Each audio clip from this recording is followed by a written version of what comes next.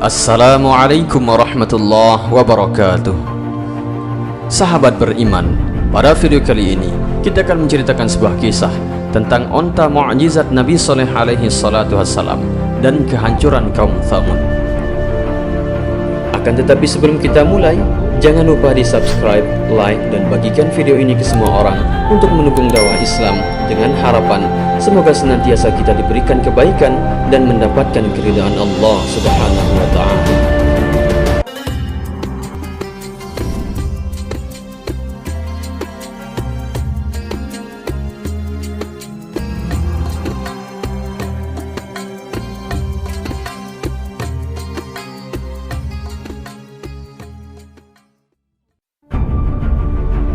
Sahabat beriman, salah satu di antara 25 Nabi dan Rasul yang wajib kita ketahui adalah Nabi Allah Saleh alaihi salatu wassalam. Nabi Saleh selalu mengingatkan kaumnya supaya jangan berbuat angkara murka. Kaumnya menjawab bahwa mereka akan setia kepada beliau. Tetapi beliau tahu bahwa akan lahir seorang anak laki-laki yang nantinya apabila sudah dewasa akan membunuh onta mukjizatnya itu.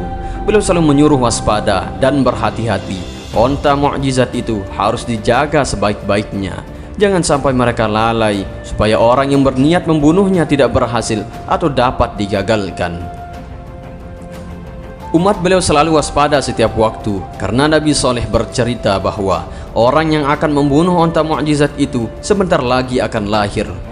Maka dari itu umat beliau bukannya menjaga onta mukjizat itu supaya tidak dibunuh, melainkan berusaha membunuh anak yang bakal akan membunuh onta itu.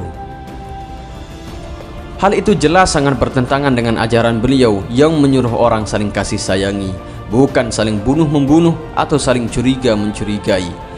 Di kota pada ketika itu ada 9 kelompok.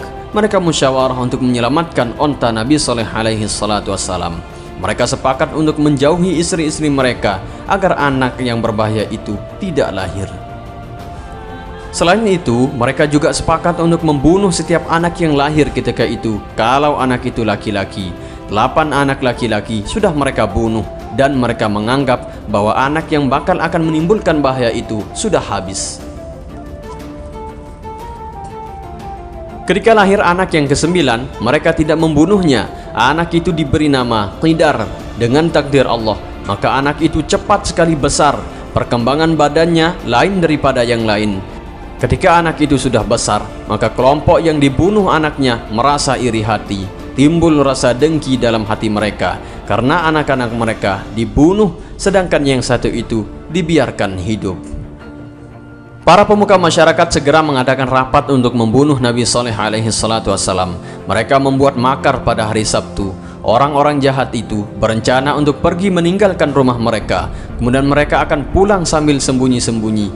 Sesudah itu mereka akan membunuh onta mukjizat itu secara rahasia supaya orang banyak tidak mengetahuinya.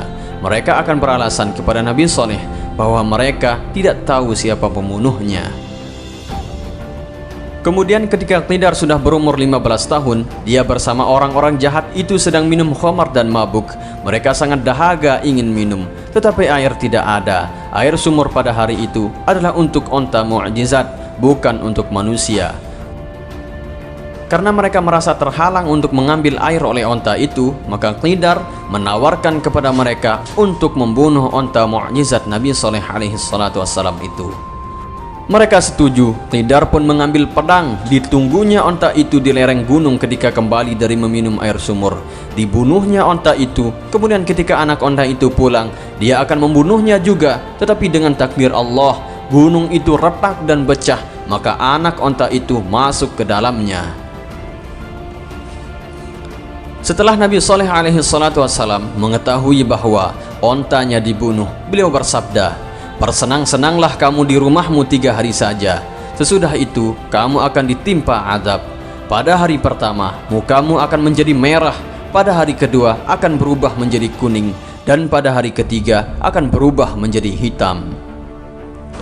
Mereka melihat dengan jelas tanda-tanda yang disabdakan oleh Nabi Saleh alaihi salatu wassalam itu. Tetapi bukannya mereka taubat, malah mereka menyerbu rumah Nabi Saleh untuk membunuhnya. Maka dengan tiba-tiba malaikat Jibril menggoncang tembok keliling negeri mereka kemudian berteriak sekeras-kerasnya sehingga semua penjahat-penjahat itu mati tidak tersisakan satupun. Na'udzubillah, tsumma na'udzubillah min dzalik. Sahabat beriman, kalau kita ikuti riwayat orang-orang yang menjadi korban khamar sejak zaman dahulu, maka mengertilah kita bahwa khamar itu adalah musuh terjahat bagi manusia. Tidak ada kebaikan yang bisa diharap dari minuman laknat itu. Penjahat-penjahat yang menyiksa Nabi Nuh alaihi salatu wassalam adalah sedang mabuk oleh khamar. Penjahat-penjahat yang membunuh onta mukjizat Nabi Saleh alaihi salatu wassalam adalah sedang mabuk oleh khamar. Kaum Nabi Musa alaihi salatu wassalam yang menyembah patung ijil anak sapi buatan Samiri juga sedang mabuk oleh khamar. Kemudian penjahat-penjahat yang membunuh Nabi Yahya alaihi salatu wassalam adalah sedang mabuk oleh khamar. Orang-orang yang membunuh Sayyidina Uthman radhiyallahu anhu juga sedang mabuk oleh khamar. Prajurit-prajurit yang membunuh Sayyidina Husain pun sedang mabuk oleh khamar.